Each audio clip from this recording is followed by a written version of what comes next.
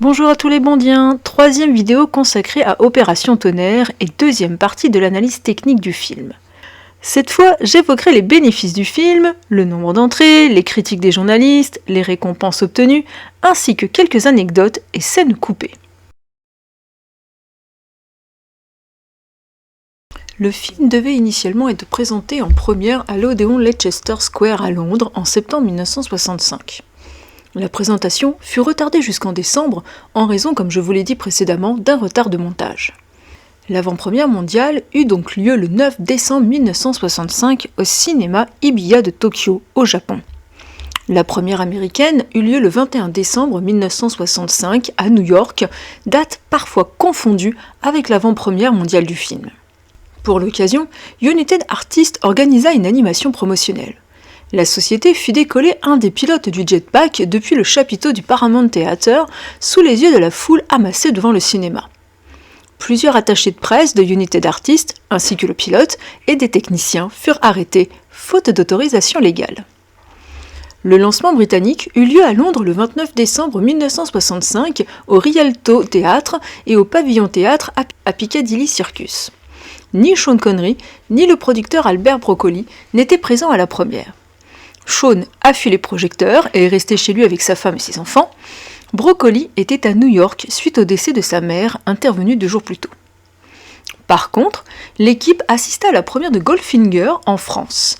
Ils étaient tous à Annay pour le tournage de la scène du pré-générique. Alors qu'ils roulaient sur les Champs-Élysées, Sean Connery et Aston Martin furent pris en otage par des fans en délire. À l'occasion de la diffusion du film au Royaume-Uni, 2 soirées de gala furent organisées. S'en est suivi un dîner auquel participèrent Honor Blackman, de Goldfinger, Claudine Auger, Adolphe Celi et Martin Beswick. Ces 2 soirées caritatives auraient permis de récolter 60 000 livres pour le Newspaper Press Fund. Dès sa sortie, Opération Tonnerre battit le record d'entrées détenu par Goldfinger. 140 millions d'entrées contre 130 millions pour le 3e opus. L'engouement est tel que le Paramount Theatre de New York le projette 24 heures sur 24 et 7 jours sur 7. Opération Tonnerre connut un autre succès. Il fut le film le plus rentable au Royaume-Uni et aux États-Unis en 1966.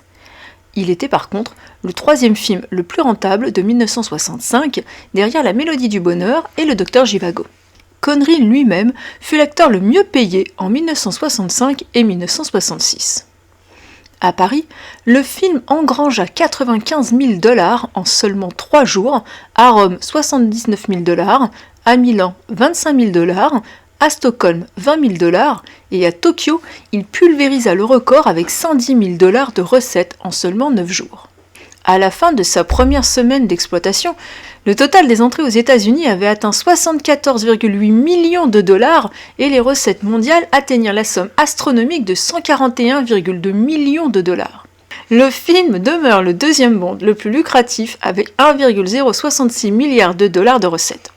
Le film reçut également de bonnes critiques de la part de la presse. Je cite: « Et puis il y a tant de prouesses en voiture, en avion, en hélicoptère, sous la mer, que par moments on se croirait sorti du XXe siècle.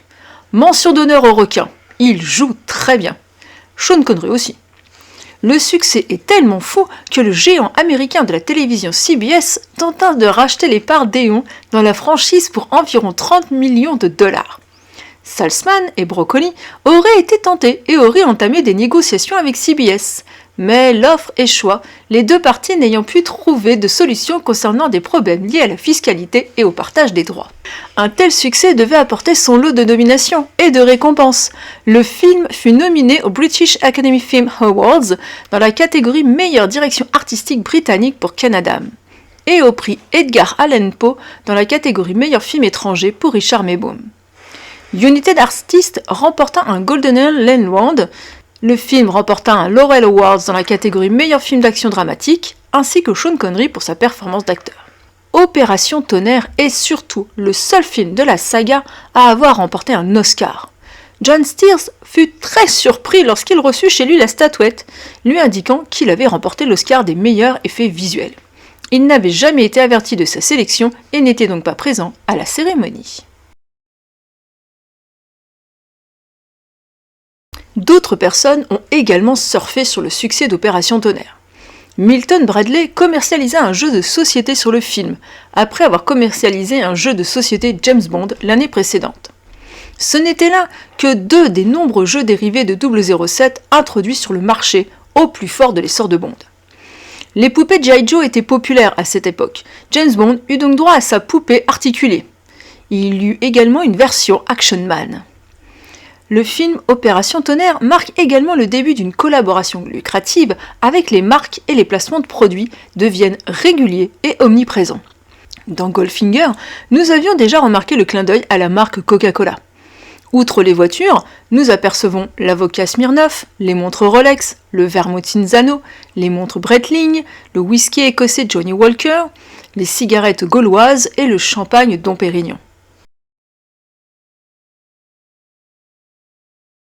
La définition du dictionnaire du mot Thunderball est un terme militaire utilisé par les soldats américains pour décrire le nuage en forme de champignon observé lors des essais atomiques. Ian Fleming faisait référence au vol de bombes atomiques par le Spectre. Les fausses funérailles du début sont inspirées du film 4 de l'espionnage de Hitchcock sorti en 1936. Les références au travail du maître du suspense ne semblent pas prêtes de s'arrêter. Une référence à la grande attaque du train d'or de 1963 survenue en Grande-Bretagne a été insérée au dernier moment dans le scénario.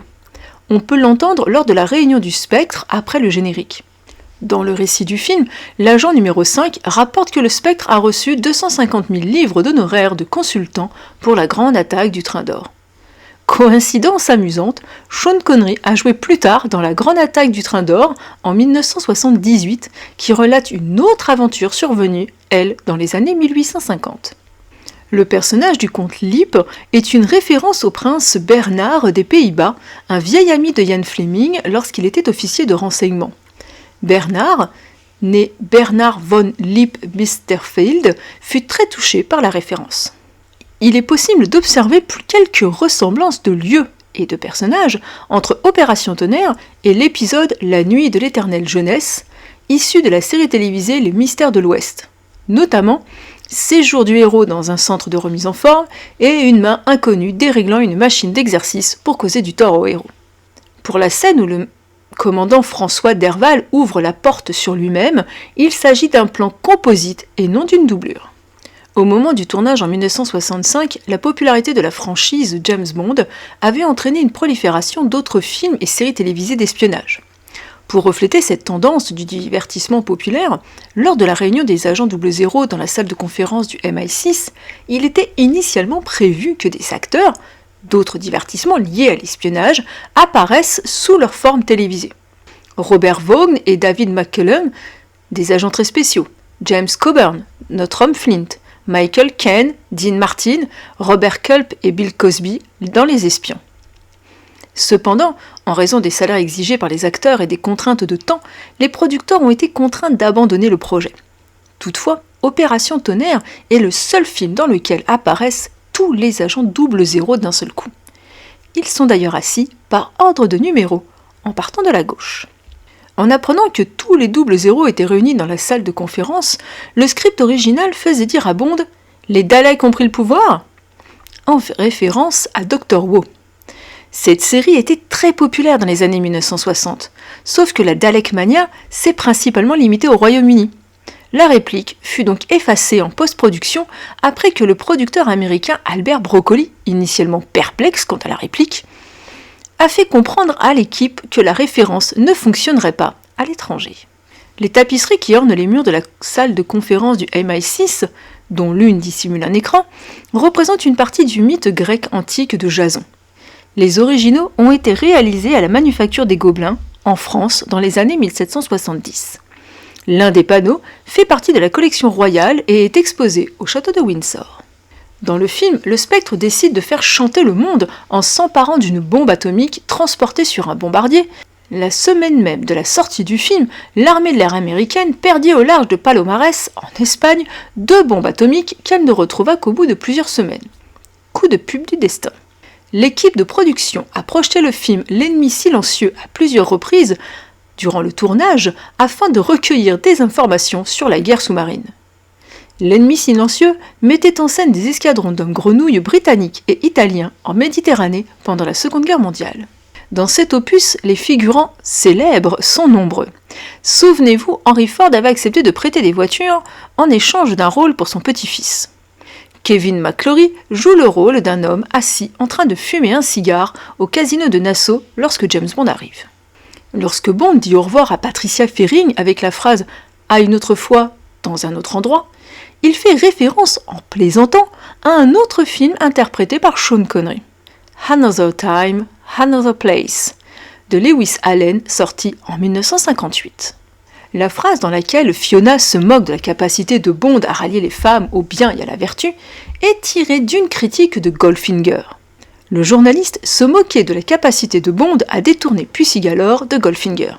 Pour les scènes du Junkanoo, la production a invité les habitants de Nassau à reconstituer ce carnaval local et à créer eux-mêmes leurs costumes en promettant un prix à celui qui proposera le costume le plus original. Lors d'une scène, un chien urine sur la route près de Bond.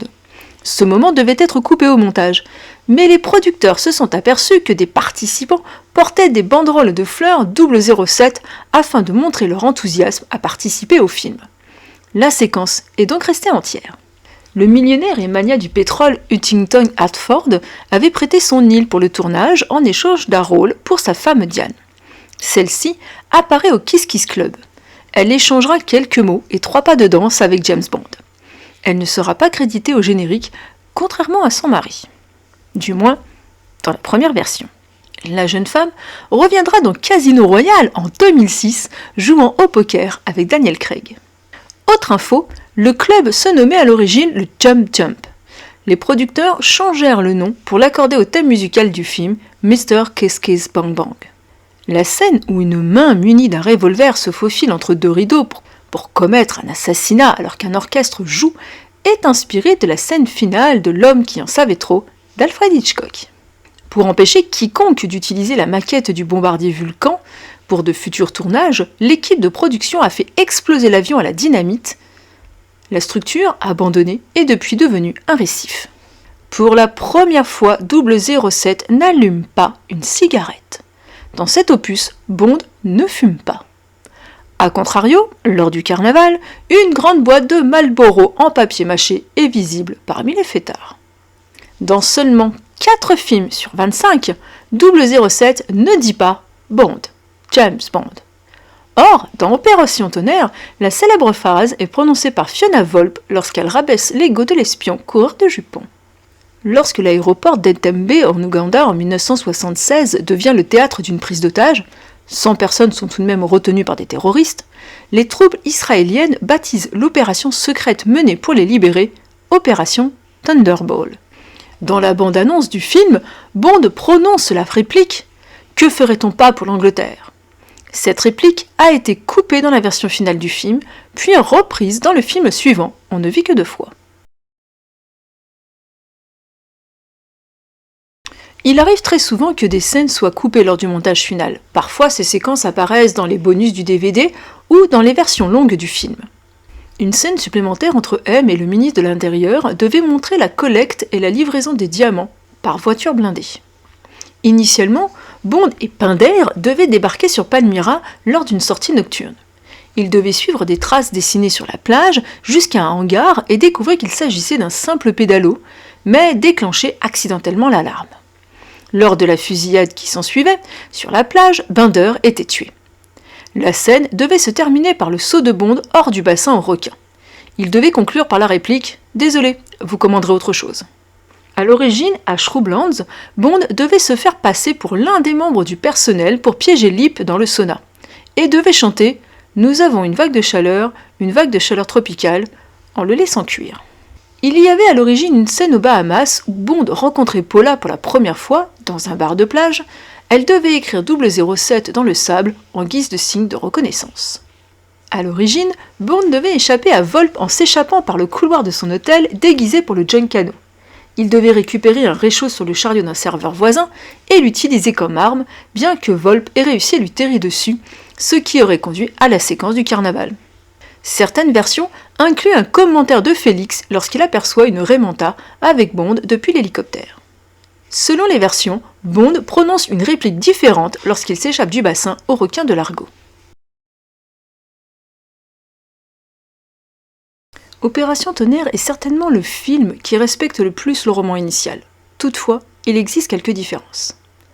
Dans le film, nous ignorons les raisons de la cure de Bond. Dans le roman, nous apprenons que l'état de santé de James est préoccupant en raison de sa mauvaise hygiène de vie, soit consommation excessive d'alcool et de tabac. Le comte Lip appartient toujours à l'organisation criminelle Tong et non au Spectre. Après la tentative d'assassinat du comte Lip, Bond se venge en trafiquant la machine de sudation dans laquelle est enfermé le comte, lui causant des brûlures au 2e degré et plusieurs jours d'hospitalisation. Dans le film, ils sont plutôt en forme. Le Premier ministre britannique reçoit une lettre de chantage du Spectre suite au vol de bombes nucléaires, et non une bande audio. M décide d'envoyer Bond aux Bahamas, aux grandes dames de ce dernier qui se voit éloigné de l'action. François Derval s'appelle Giuseppe Petacchi dans le roman. Le pilote italien s'est laissé corrompre par le Spectre. Sa sœur se nomme Dominetta Vitali. Aux Bahamas, Emilio Largo dissimule ses activités sous couvert d'une chasse au trésor sous-marine. Il ne porte pas de cache-œil, cependant sa tête et ses mains sont anormalement grandes. Le physicien allemand se nomme Kotz et non Kutz et s'avère être le numéro 5 du Spectre. Largo est tué par Domino d'un harpon dans le cou. Dans le premier script, Jacques Bouvard se nommait Jacques Boitier, d'où la faute d'orthographe dans le générique de fin. Voici quelques répliques devenues cultes de ce film. Madame, je tenais à vous présenter mes sincères condoléances. Mon cher colonel Bouvard, vous avez eu tort d'ouvrir vous-même la portière de la voiture. Vous avez un de ces bleus? Une culbute? Un pique-feu, dans un corps à corps avec une veuve. Ça me surprend. J'aurais cru plutôt que vous étiez un type qui plaisait aux veuves. Oh non, pas celle-là. Il ne m'aimait pas du tout. Mais qui êtes-vous? James Bond. Je suis arrivé tout de suite après votre plongée. J'ai pu admirer votre forme. Bon, et ensuite, vous vous appelez James Bond et vous avez admiré ma forme. Oui, parce que toutes les jeunes filles barbotent dans l'eau. Vous nagez comme un homme. Vous aussi? Mais moi, j'ai ce qu'il faut pour ça. 8 à la première. Il faut toujours un perdant. Oui, j'ai cru discerner un spectre au-dessus de votre épaule. Qu'est-ce que ça veut dire? Le spectre de la défaite. Tu as vu ce que tu voulais voir, j'imagine. Maintenant, va faire ton rapport à tes amis. Et dis-leur que je ne garde pas le menu frottin, je le rejette à l'eau. Voici quelque chose dont vous vous servirez avec le plus grand soin. Avec le plus grand soin. Tout ce que vous me Et donnez... traité avec un égal mépris, ça je le sais, mais ceci est une... Ce fusil viendrait plutôt à une femme. Vous y connaissez un arme, monsieur Bond? Non, il connaît un peu en femme. Ah, bien sûr. Vargas ne boit rien, et il ne fume pas. Il ne fait pas l'amour. Qu'est-ce que vous faites, Vargas? Tout homme a une passion. Moi, c'est la pêche. Salut. Ne vous êtes-vous pas trompé de chambre, monsieur Bond? D'après ce que je vois, non. La vanité aussi a ses risques. La vanité, monsieur Bond. Un défaut que vous connaissez mieux que personne. Ma chère petite, ne vous flattez donc pas. Ce que j'ai fait ce soir, je l'ai fait pour la reine et pour mon pays. Vous ne pensiez pas que ça m'avait causé le moindre plaisir, j'espère.